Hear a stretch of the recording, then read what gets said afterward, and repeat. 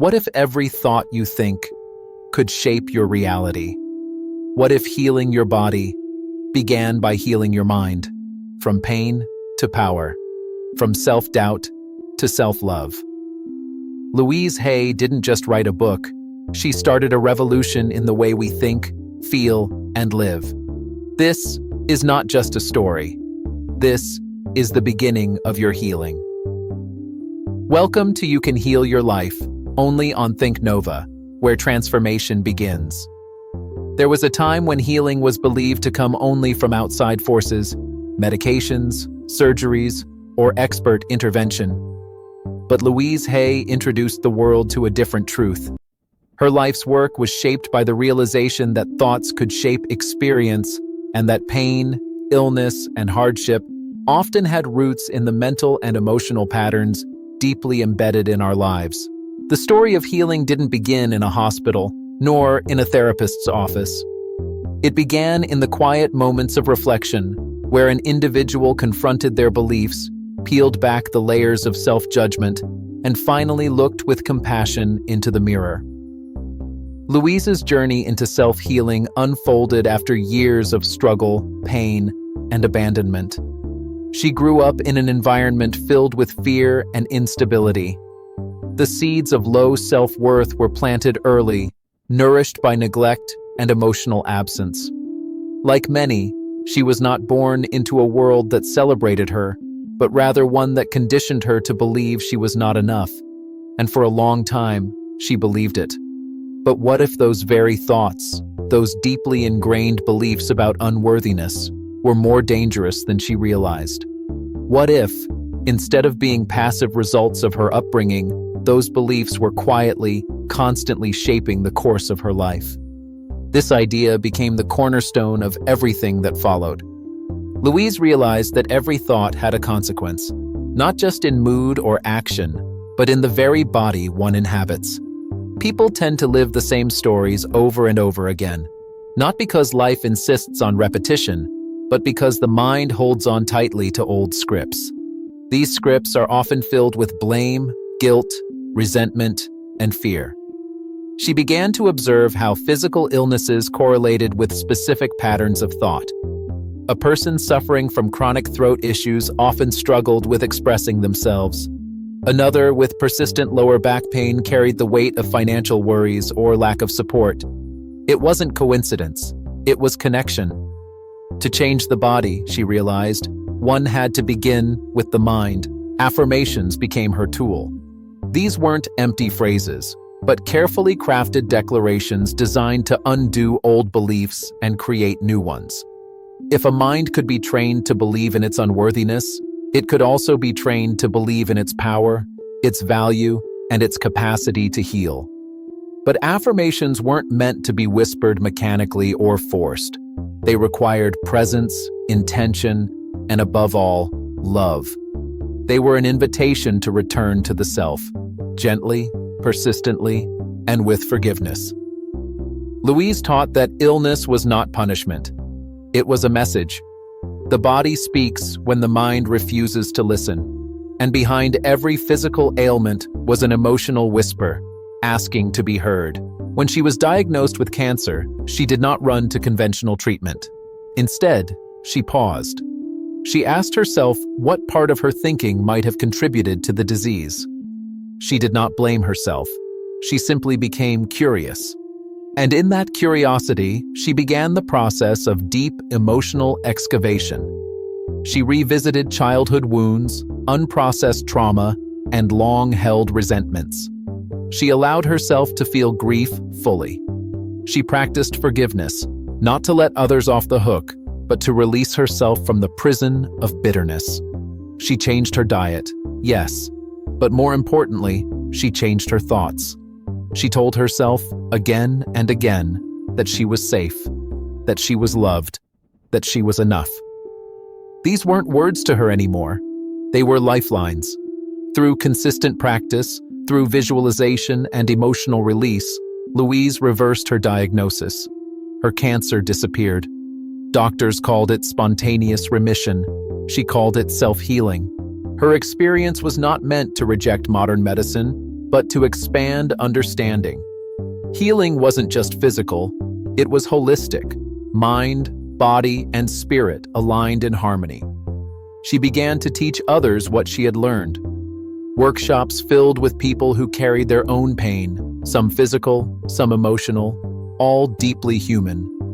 Louise would stand in front of them, calm and clear, and invite them to begin where she had begun, with a mirror.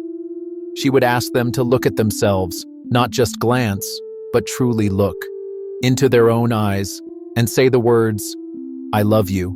I really love you." Most couldn't do it. Not at first. Some laughed nervously, others cried. But eventually, the resistance softened. The heart cracked open. That mirror work became one of her most powerful tools. For it was in the mirror that people saw not only their faces, but their patterns, their pasts, their pain, and their potential. Louise believed that every person was responsible for their own experience, not in the sense of blame, but of power. That if one created suffering through unconscious thought, one could also create joy through conscious intention. She often said that the point of power was always in the present moment, not in the past that already happened, not in the future that had not arrived, but right now. In this very moment, one could choose a different thought. One could stop and say, "I am willing to change." That willingness was the doorway. From there, a person could begin to dismantle the beliefs that no longer served them. Beliefs like, "I am not good enough," or "I always fail," or "I don't deserve love." Louise guided people to write those beliefs down, examine where they came from, and ask whether they were still true. More often than not, those beliefs had been inherited, not created. A child raised in criticism learns to criticize themselves. A child denied affection grows into an adult who seeks it in unhealthy places. But once aware, that cycle could end. Louise emphasized that healing was not about perfection. It was about honesty. It was about showing up for oneself with compassion, again and again. Forgiveness played a major role in that process. Many of her students struggled to forgive. Some had experienced abuse, abandonment, or betrayal. Louise never asked them to forget. She simply invited them to release the energetic hold that pain had over their lives. Forgiveness, she taught, was not for the other person. It was for the one carrying the weight. Resentment, left unchecked, could fester into illness. Anger could harden into disease. But love could melt the most frozen parts of the soul. She encouraged people to say affirmations not only about themselves, but about those they struggled with. "I release you with love," was one such affirmation. And with that release came peace. As people practiced her methods, affirmations, mirror work, visualizations, journaling, they began to notice shifts.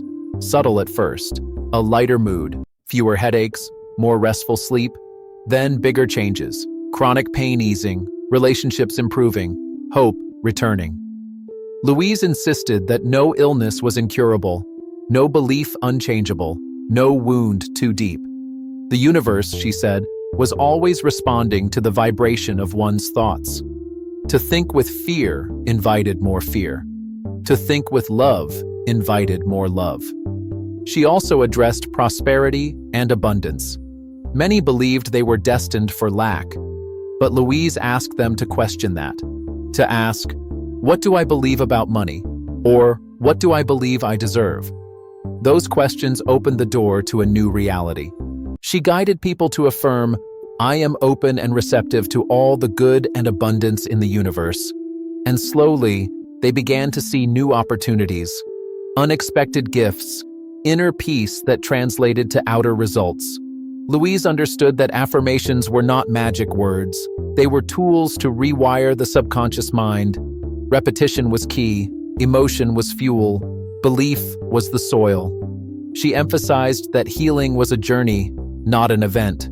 And through that journey, people discovered parts of themselves long forgotten. Inner children who simply wanted to be held, dreams that had been buried beneath fear, bodies that longed for touch, movement, and nourishment. Louise reminded everyone that love begins within, that when one truly loves themselves, life reflects that love back in 1,000 different ways. She lived her message fully. She taught not from theory, but from experience. And as her teachings spread across the world, a quiet revolution of healing began. In homes, in hospitals, in hearts. People began to look inward. They began to speak to themselves kindly. They began to believe in the possibility of change. They began to heal. And it all started with a thought. The journey of self-healing is never a straight road. It curves through forgotten memories, hidden fears, and long-held pain. But Louise Hay illuminated that even the darkest inner corridors could be lit with awareness and love. Her teachings did not promise quick fixes. Instead, they invited a deeper kind of transformation, one that began with willingness and grew through consistency. She often spoke of the mental house that each person lives in. This house, unlike any built from bricks and mortar, was constructed from thoughts. Every belief was a wall, every fear a locked door, every hope an open window. Most people, she said, lived in homes that were cluttered with old pain and limiting patterns. The first step toward peace was to begin cleaning that mental space. She used the metaphor of house cleaning because it was familiar. Just like one wouldn't live in a home filled with garbage and broken furniture, the mind also deserved clarity, space, and beauty. To heal the mind, one had to be brave enough to remove what no longer served. This process was not always easy. As people began to peel away layers of belief, they often discovered wounds that had been numbed for years. But the uncovering was necessary. Without it, true healing could not take place. Louise encouraged them to face what arose with gentleness. Every tear was sacred, every realization a gift. One of her powerful insights was the understanding that the body remembers. Even when the mind tries to forget, the body holds the score. Tension in the shoulders, knots in the stomach, tightness in the chest. These were not random occurrences. They were messages, clues, invitations to look inward and listen. Louise taught that every illness had a probable mental pattern behind it. Headaches could stem from invalidating oneself. Heart problems might reflect emotional isolation. Ulcers could signify a fear of not being good enough. She published a reference guide connecting various illnesses to their emotional roots, and it resonated with millions. But she also reminded everyone not to use this as a new weapon against themselves. The goal was not to blame, but to become aware. Self-blame was just another way the ego stayed in control. Healing, on the other hand, asked for compassion. The deeper she went in her teachings, the more she emphasized the power of thought. Every thought, she explained, is an affirmation. Whether it's positive or negative, it affirms a belief. If someone constantly thinks, "I'm unlucky," then that becomes a repeated affirmation. The subconscious absorbs it and begins to seek proof. So the challenge was to consciously choose thoughts that aligned with wellness, joy, and abundance. It wasn't about denying reality, it was about shifting perspective. Instead of focusing on what's missing, one could celebrate what's present. Instead of repeating fear, one could affirm trust. She taught that the mind was like a garden. If left unattended, weeds of doubt and fear would grow. But with care, intention, and love, it could become a blooming space of beauty and truth. Affirmations were the seeds, emotions were the water, action was the sunlight. She encouraged people to speak to themselves as they would speak to a beloved child, to say things like, "I am safe, I am worthy, and I am loved." At first, these words might feel false, but with repetition, the old beliefs would begin to weaken. The mind would start to open. One of her most touching messages was around the inner child. Every adult carried within them a younger version of themselves, one that remembered everything. Louise guided people to reconnect with that child, to visualize holding them, comforting them, reassuring them. "You did nothing wrong," she would say. "You are precious." By healing the inner child, the adult began to feel whole. Shame lost its grip. Guilt faded. Love returned. She also addressed the importance of letting go of the past. Many people held on to pain because they thought it defined them. But Louise insisted that one's past was a lesson, not a life sentence. No matter what happened, the present moment held infinite power. The phrase, "I am willing to release," became a mantra for many. Releasing didn't mean forgetting. It meant choosing freedom, choosing peace, choosing oneself. She invited people to look at the relationships in their lives. Often, the same patterns repeated with different faces. If someone always felt unappreciated, it wasn't the partners that needed to change. It was the inner belief that they were unworthy of appreciation. Louise suggested writing letters to people from the past, not to send, but to express. Letters of anger, forgiveness, love, or closure. She explained that trapped emotions needed to be acknowledged and honored before they could be released. Visualization also became a key part of her practice. She guided people to imagine themselves healthy, joyful, prosperous, to see the life they desired as already real. The mind, she said, didn't know the difference between real and vividly imagined. Visualization, therefore, became rehearsal for transformation. But she didn't stop at the mind. She encouraged movement, breathwork, touch, laughter, music, nature, anything that brought the body into the present moment. Healing wasn't just about thinking differently, it was about living differently. Louise never saw herself as a guru. She was simply someone who had walked through the fire and returned to tell others it was possible. Her own life was proof. From abandonment to illness, from poverty to empowerment, she lived every phase she spoke about. Her authenticity drew people in. They trusted her because she had lived the pain. They followed her because she had found the way out. She reminded everyone that they had the power, not in the future, not after someone else fixed things, but now. The present moment was everything. She guided people to stop waiting, waiting to be loved, waiting to be healed, waiting to be successful. Instead, she invited them to choose love now, to choose healing now, to choose success now.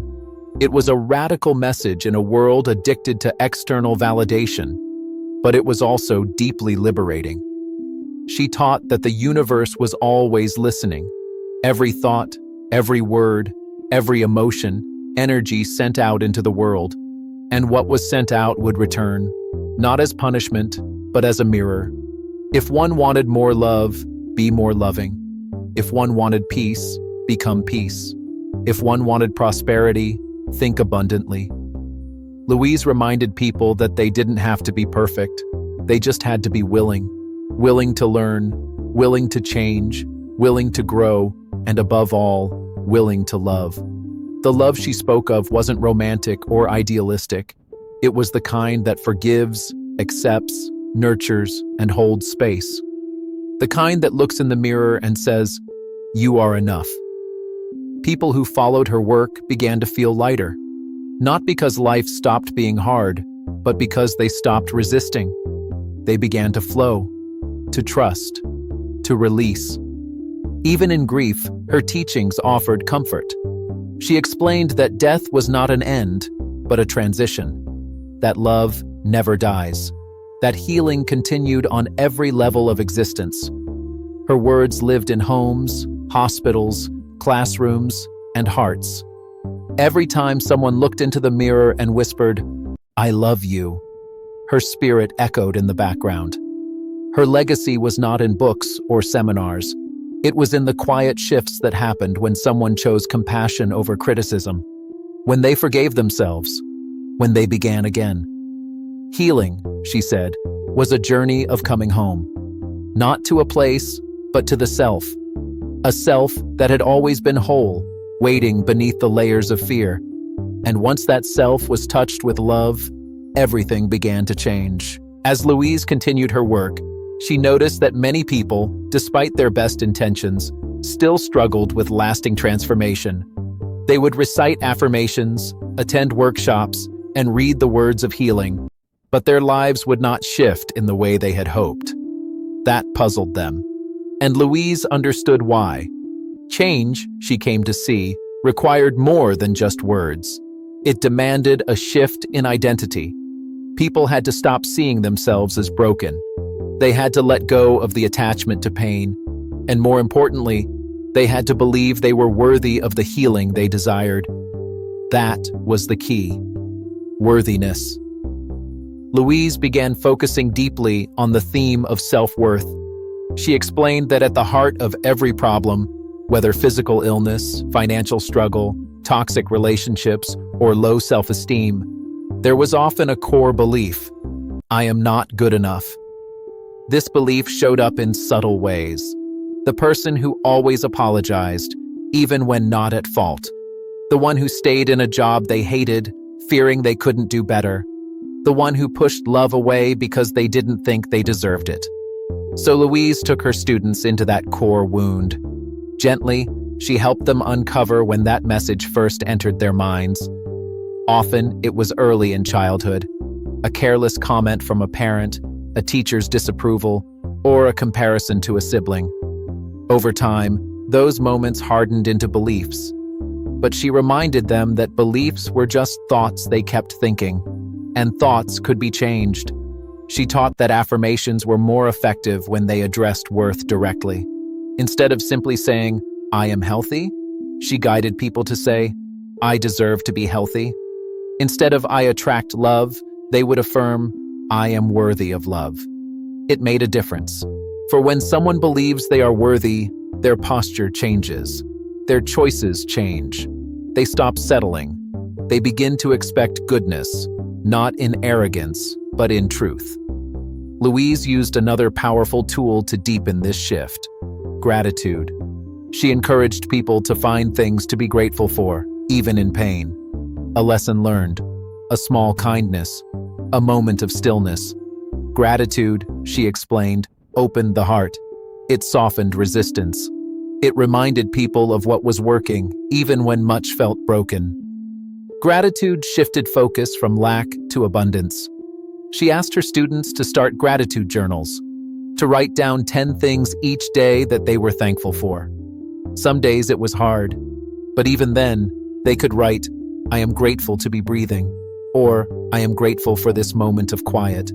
With time, the list grew, and with it, joy returned. Louise also emphasized the importance of the words people used in daily life. She observed how often people spoke negativity without even noticing. I always get sick this time of year. Money just slips through my fingers. I can't lose weight no matter what I do. To her, these weren't casual complaints. They were affirmations, negative ones. She encouraged her students to speak consciously, to replace those phrases with statements that supported health, prosperity, and well-being.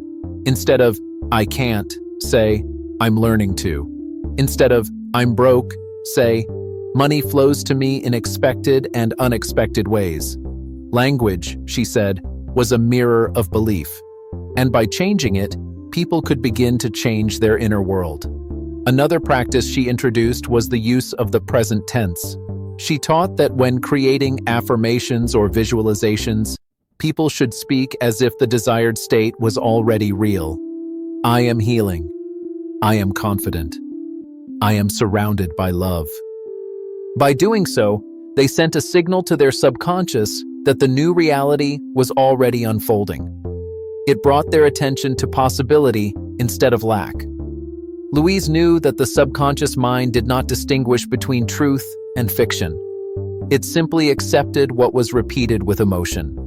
And so, she urged her students to repeat their affirmations daily with feeling.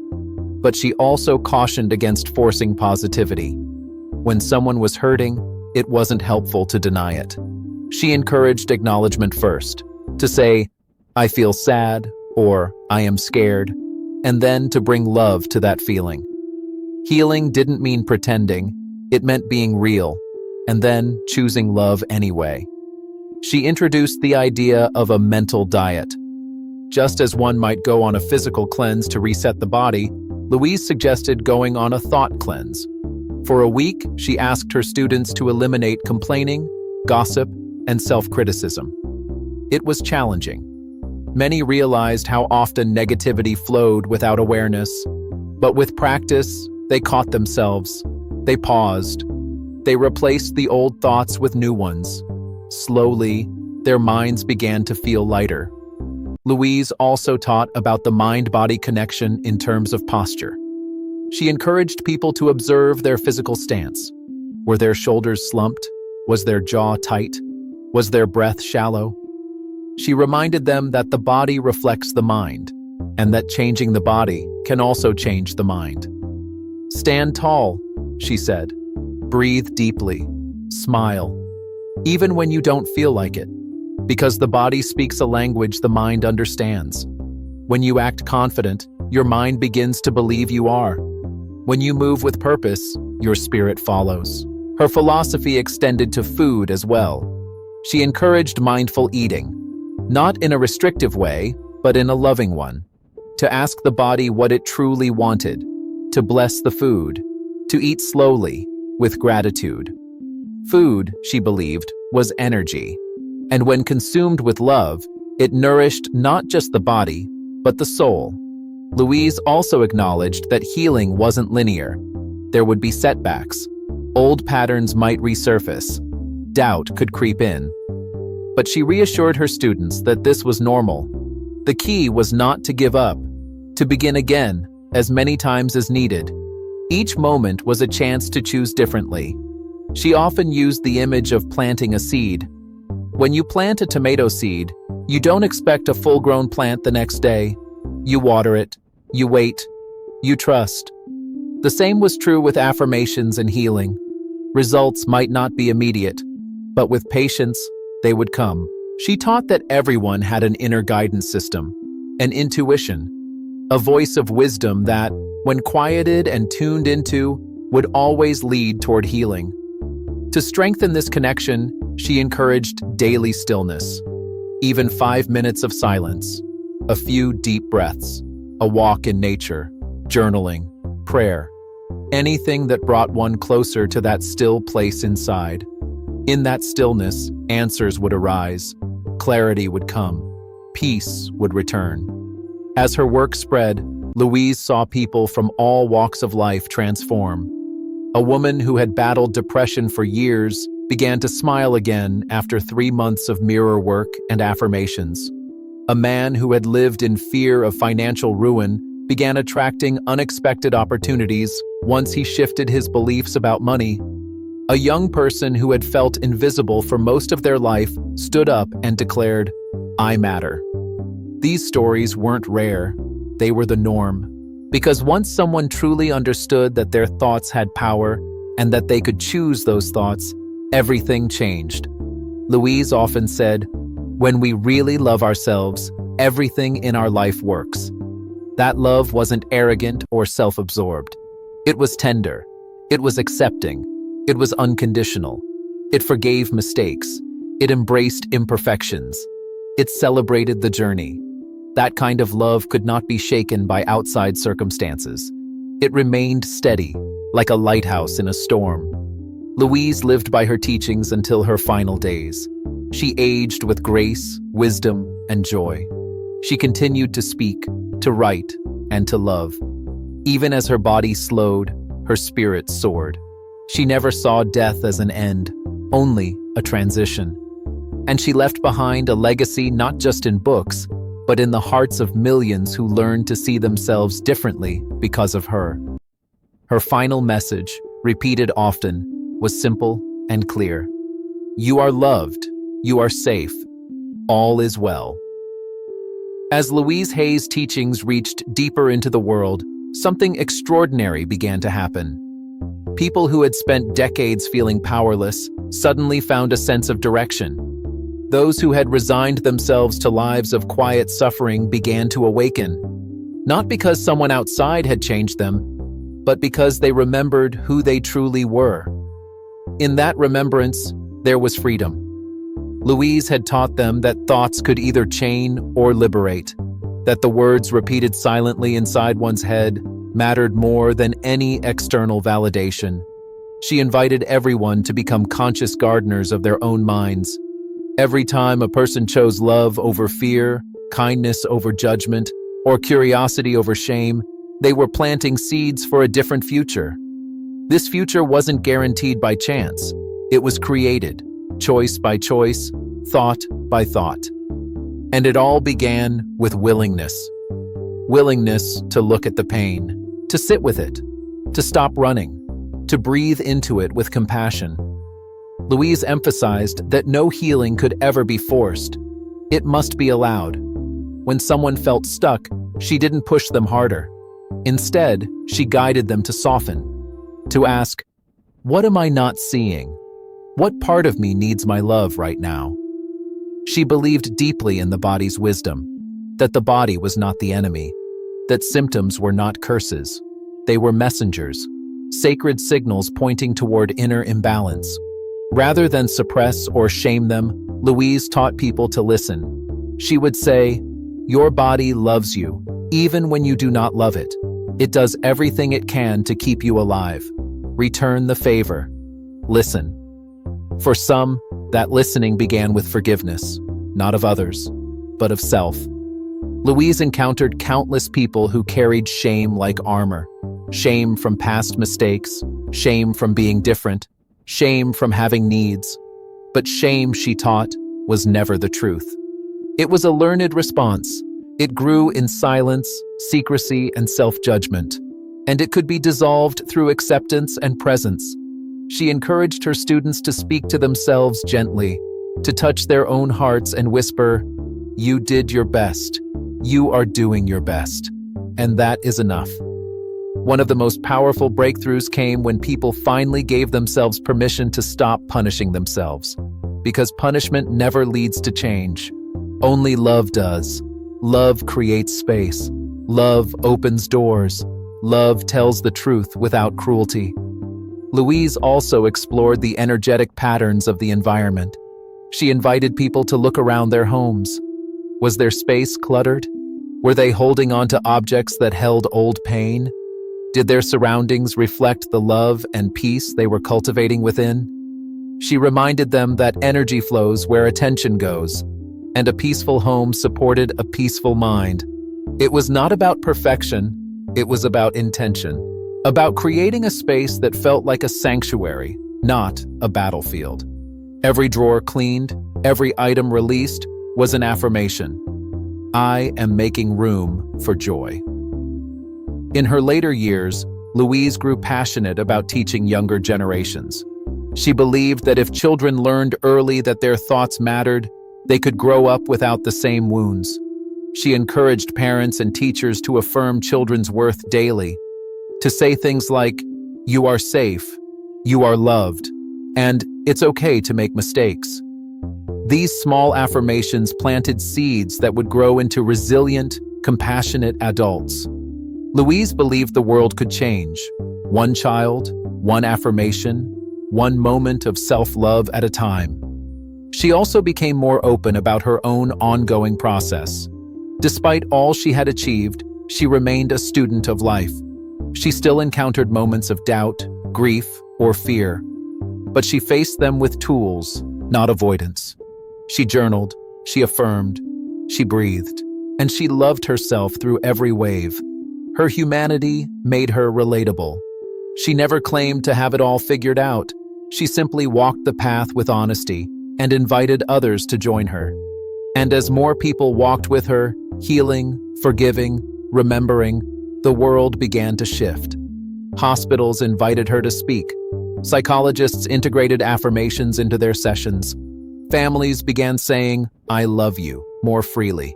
Women found their voices. Men softened their hearts.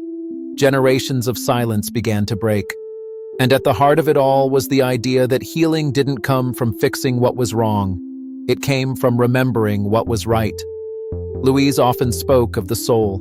She believed that beneath every identity, every role, every story, was a soul that had never been damaged, a soul that was pure love, and that when people connected with that essence, they stopped searching outside. They became the love they were seeking. She guided people to connect with that place in meditation. To close their eyes, breathe slowly, and feel the warmth within. To imagine light pouring through their crown, down their spine, into the earth. To anchor themselves in the now. In that presence, there was peace. No striving, no proving, just being. She reminded them that the soul had no age, that healing was timeless, that no matter how many years had passed in pain, transformation could begin now. Always now. And it was never too late. Louise's final years were filled with grace. She spent time in nature. She laughed with friends. She practiced gratitude each morning. She lived what she taught. And when it came time to leave the physical world, she did so with the same peace she had offered others for decades. Those who had learned from her, directly or through her books, felt the ripple. But they also knew that her presence would never leave. Every time someone stood in front of a mirror and said, "I love you," Louise was there. Every time a person chose to forgive, to soften, to try again, she was there. Her legacy wasn't in stone, it was in breath, in thought, in choice, in the quiet miracle of someone saying, "I believe in myself." And so her work continues, not as a memory, but as a movement of the heart, of the soul, of millions of lives touched by one woman's willingness to believe that healing begins with a thought, that love can dissolve pain, and that we are all capable of changing the story.